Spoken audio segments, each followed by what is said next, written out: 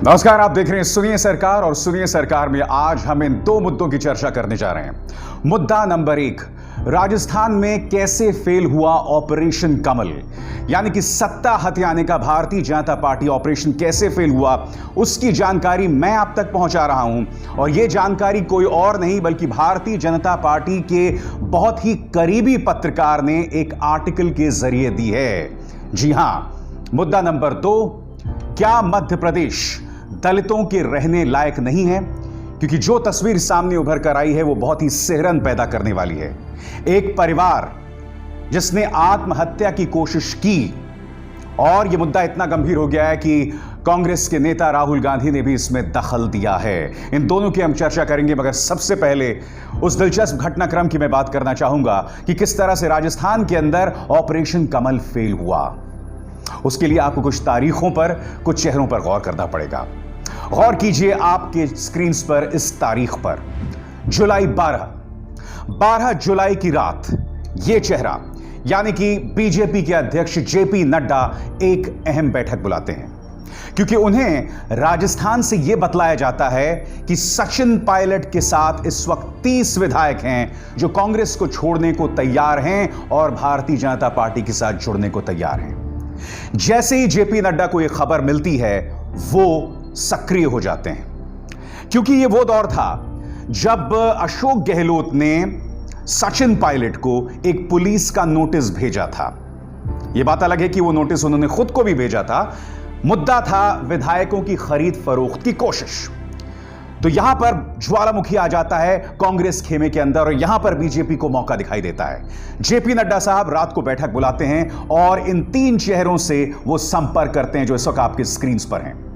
राज्यसभा के सांसद ओम माथुर, भारतीय जनता पार्टी के महासचिव भूपेंद्र यादव, और तीसरा चेहरा यूनियन मिनिस्टर, जल शक्ति मिनिस्टर गजेंद्र सिंह। जी हां, इन तीनों के साथ जेपी नड्डा साहब की बैठक होती है। और यही नहीं, गुरुग्राम के मानेसर में एक रिजॉर्ट के अंदर 30 रूम्स बुक किए जाते हैं। 30 रूम्स, क्योंकि वादा यह किया गया था कि 30 विधायक कांग्रेस छोड़ के भारतीय जनता पार्टी आने वाले हैं। और गुरुग्राम किस राज्य में है? हरियाणा के अंदर। यानी कि मामला बहुत दिलचस्प हो चला था दोस्तों, क्योंकि वो जानते थे कि अगर वो राजस्थान के अंदर किसी तरह का कोई रिजॉर्ट बुक कराते, या सचिन पायलट ही राजस्थान के अंदर कोई रिजॉर्ट बुक कराते, तो वो तथाकथित 30 विधायक शायद वहां नहीं रह पाते, क्योंकि वहां सरकार अशोक गहलोत की है। लिहाजा रूम्स बुक कराए गए हरियाणा में, जहां पर मनोहर लाल खट्टर यानी कि बीजेपी की सरकार है। मगर 48 घंटों में खेल पलटता दिखाई देता है। कांग्रेस की विधायक दल की बैठक होती है, और इस विधायक दल की बैठक जिसमें आप तस्वीरें इस वक्त देख रहे हैं, इसमें यह फैसला लिया जाता है कि जो तमाम विधायक हैं जो छोड़कर गए हैं उन्हें बर्खास्त किया जाए। यही नहीं, सचिन पायलट को इन 2 अहम पदों से हटाया भी जाता है आपके स्क्रीन पर, उप मुख्यमंत्री पद से, दूसरा राजस्थान प्रदेश अध्यक्ष के पद से। यानी कि कांग्रेस अचानक इस मुद्दे पर आक्रामक हो जाती है। आक्रामकता का सबूत सामने उभर कर आता है अशोक गहलोत के इस बयान से, जिसमें वो ये भी कह रहे होते हैं कि उप मुख्यमंत्री सचिन पायलट विधायकों की खरीद फरोख्त में शामिल हैं। देखिए अशोक गहलोत, जो आमतौर पर कभी इतने आक्रामक नहीं होते हैं, उन्होंने किस तरह का आक्रामक तेवर अपनाया और इससे बाजी पलटती दिखाई दी। कांग्रेस आला कमान पर दबाव बनता दिखाई दिया। सुनिए पहले क्या कह रहे हैं अशोक गहलोत। ये खुद ही अगर ये खुद ही हॉर्स ट्रेडिंग को पसंद करेंगे, हॉर्स ट्रेडिंग को प्रमोट करेंगे, हॉर्स ट्रेडिंग का हिस्सा बनेंगे, ये नई पीढ़ी के लोग, तो देश को बर्बाद नहीं करेंगे। न सिर्फ सचिन पायलट पर कड़ी कार्रवाई करती है कांग्रेस विधायक दल, ये 2 चेहरे जो आपके स्क्रीन पर हैं, पर्यटन मंत्री विश्वेंद्र सिंह और food and civil supplies minister Ramesh Meena, दोनों को गहलोत की कैबिनेट से हटा दिया जाता है। इस बीच अशोक गहलोत क्या करते हैं? कम से कम 101 विधायकों की परेड करते हैं कि मेरे पास समर्थन हासिल है। और जैसे कि आप जानते हैं कि राजस्थान के अंदर 200 विधायकों की विधानसभा है, जिसमें 101 जो है सिंपल मेजॉरिटी है। बात यहां नहीं रुकती है। पायलट को यहां पर बाजी पलटती दिखाई देती है, और वो ये बयान देते हैं कि मैं भारतीय जनता पार्टी के साथ नहीं जा रहा हूं और ये सिर्फ मुझे बदनाम करने की कोशिश है।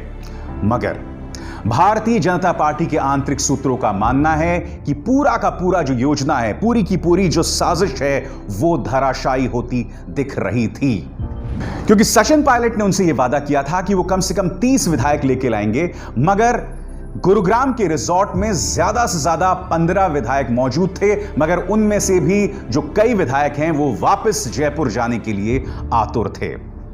इस बीच एक बहुत ही दिलचस्प घटनाक्रम समानांतर तौर पर हो रहा था। यह जो पूरा ऑपरेशन चल रहा था, उससे पूर्व मुख्यमंत्री वसुंधरा राजे सिंधिया को दूर रखा गया। क्यों रखा गया?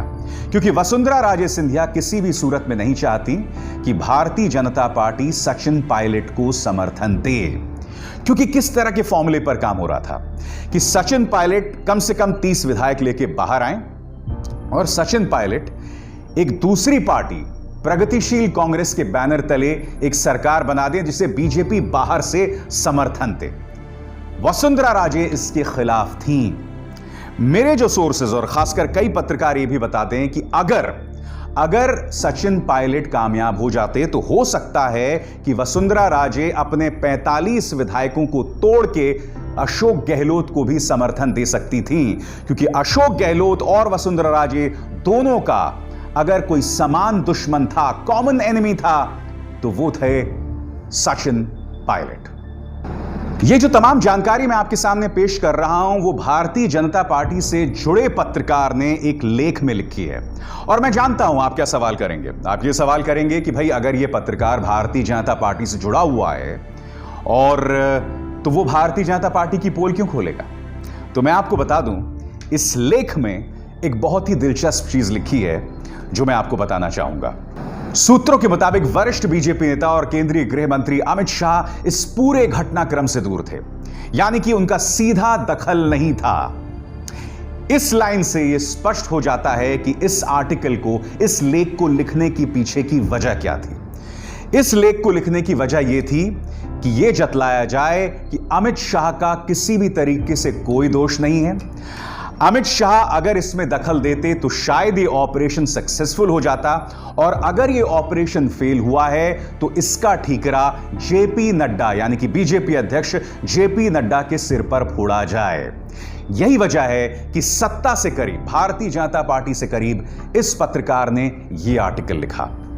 बात यहां नहीं रुकती, क्योंकि सचिन पायलट जब बीजेपी आ रहे थे, इस आर्टिकल के मुताबिक उन्होंने यह कहा था कि मेरे दर्जे का ख्याल रखा जाए, क्योंकि मैं यहां पर एक उप मुख्यमंत्री हूं, आप मेरा ख्याल रखें। क्योंकि उनके सामने एक बहुत ही दिलचस्प मिसाल थी। मध्य प्रदेश के नेता निशित पटेल, और ये जो निशित पटेल हैं कांग्रेस के नेता श्रवण पटेल के बेटे थे, वो पूरे गाजे बाजे के साथ बीजेपी में शामिल हुए, मगर बीजेपी में आके वो गुम हो गए। नतीजा क्या हुआ? कुछ दिनों बाद निशित पटेल जो हैं वापस कांग्रेस में आ जाते हैं। सचिन पायलट के सामने यह मिसाल थी।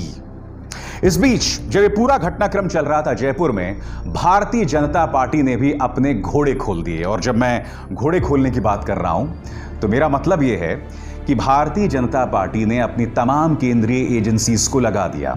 ये तमाम केंद्रीय एजेंसीज क्या कर रहे थे? कांग्रेसी नेता धर्मेंद्र राठौर, अरोड़ा, इसके अलावा कांग्रेस से जुड़े कई बिजनेसमैन के घरों पर रेड्स मारे जाने लगे, जो कि इन तस्वीरों से साफ हो रहा था। यानी कि अपने तमाम नेताओं को कांग्रेस साथ रखे, उसके लिए जाहिर सी बात है पैसा लगेगा, रिजॉर्ट्स में रखा जाएगा। जैसे कि आप जानते हैं, इन तस्वीरों से साफ हो रहा है कि इस वक्त कांग्रेस के तमाम विधायक जो हैं जयपुर के फेयरमाउंट रिजॉर्ट में रखे गए हैं। इसके लिए पैसा लगेगा, लिहाजा तमाम उन बिजनेसमैन के घर पर इनकम टैक्स की रेड मारी जाती है जो कांग्रेस के करीबी हैं। तो आप देख सकते हैं इस पूरे मामले में मामला बहुत ही दिलचस्प हो चला था। आज इस पत्रकार ने जो सवाल खड़े किए हैं इस लेख के जरिए, कुछ सवाल मैं भी सचिन पायलट और इस घटनाक्रम पर करना चाहता हूं जो आपके स्क्रीन पर है। सवाल नंबर 1 आपके स्क्रीन पर, गुरुग्राम मानेसर में रिजॉर्ट किसने बुक किए? सवाल नंबर 2, और यह बहुत अहम सवाल है, जिसने बुक किए सो किए, इस रिजॉर्ट में उन तमाम कमरों के लिए पैसे किसने दिए?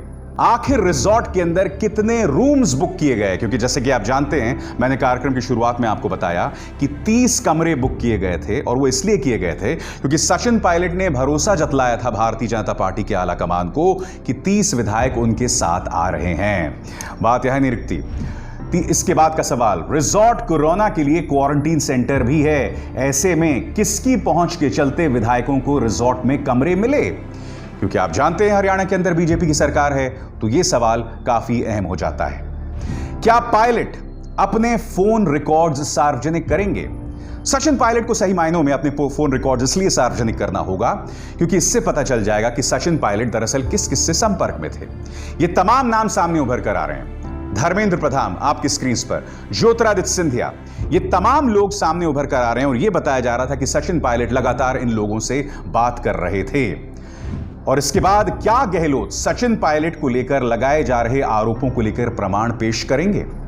और प्रमाण की जो मैं बात कर रहा हूं उसका क्या मतलब है, क्योंकि लगातार गहलोत खेमे की तरफ से यह बात सामने उभर कर आ रही थी कि उनके पास सचिन पायलट के कुछ फोन रिकॉर्डिंग्स हैं जिसमें सचिन पायलट कथित तौर पर भारतीय जनता पार्टी के नेताओं से बात कर रहे हैं।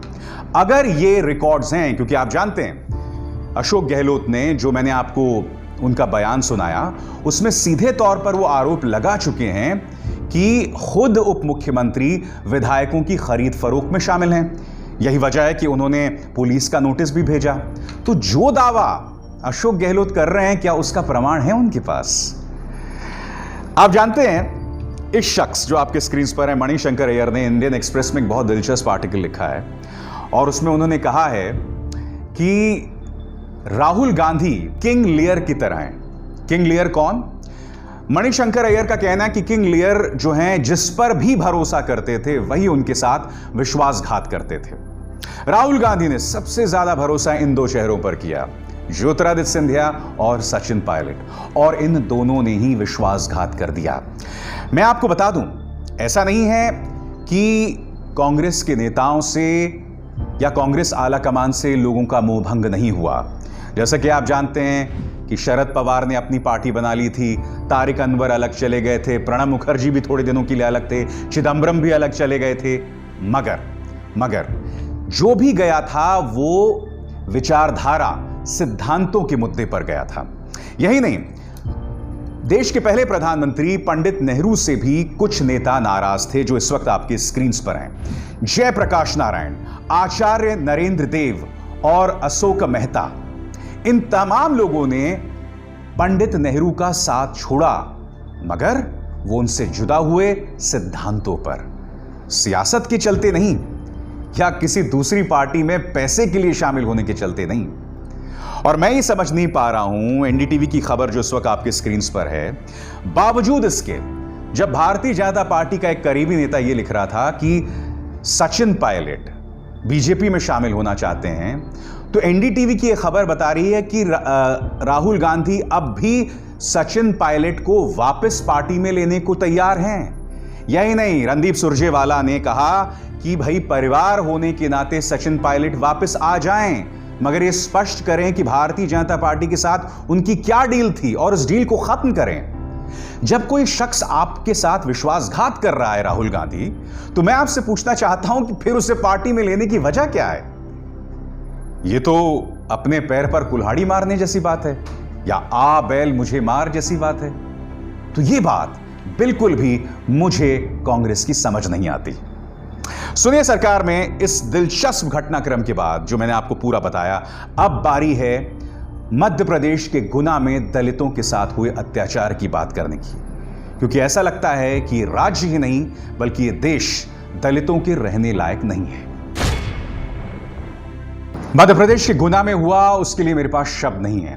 यह तस्वीर देखिए, यह एक परिवार है जो कीटनाशक पीने को मजबूर हो गया, क्योंकि न सिर्फ इन्हें जिस जगह पर इनका आशियाना था, घर था, पुलिस ने उन्हें वहां से बेदखल कर दिया, बल्कि जैसे कि इन तस्वीरों से साफ हो रहा है कि पुलिस ने इनकी बेरहमी से पिटाई की।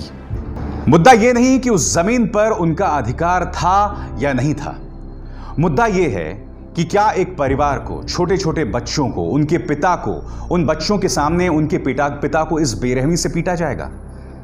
और इन तस्वीरों में देखिए, परिवार इतना बेबस हो गया कि उन्हें कीटनाशक पीना पड़ गया। और ये चूंकि गुना में हुआ, लिहाजा अचानक महाराज यानी ज्योतिरादित्य सिंधिया सक्रिय हो गए और उन्होंने ये ट्वीट किया जिसमें उन्होंने कहा कि इस घटना की हम भर्त्सना करते हैं क्योंकि पुलिस इसमें शामिल थी। और यही नहीं, मुख्यमंत्री शिवराज सिंह चौहान भी खासे सक्रिय हो गए। उन्होंने वहां के 2 टॉप अधिकारियों को बर्खास्त कर दिया, निलंबित कर दिया। मगर अब यह एक राष्ट्रीय मुद्दा हो गया है। आपके स्क्रीन पर इस वीडियो के साथ राहुल गांधी ने ट्वीट किया है और राहुल गांधी इस ट्वीट में यह कह रहे हैं कि हम और हमारी लड़ाई इसी तरह के अत्याचार के खिलाफ है।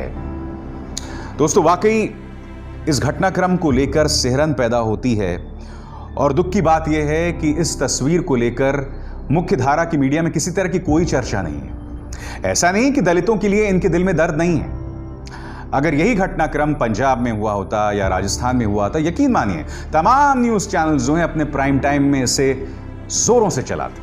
क्योंकि आपको याद होगा, पालघर में साधुओं की हत्या कर दी जाती है, उसमें तमाम न्यूज चैनल्स धर्म का एंगल जोड़ लेते हैं। यह बात अलग है जब लोग गिरफ्तार होते हैं तो यह पता चलता है कि उनमें कई भारतीय जनता पार्टी के समर्थक शामिल हैं। और यही नहीं, आज ही इसी पालघर लिंचिंग्स वाले मामले में सीआईडी ने रिपोर्ट जो है वो दाखिल की है, जो आपके स्क्रीन पर दिखाई दे रही है। और वो ये कि इस मामले के पीछे कोई सांप्रदायिक एंगल नहीं था।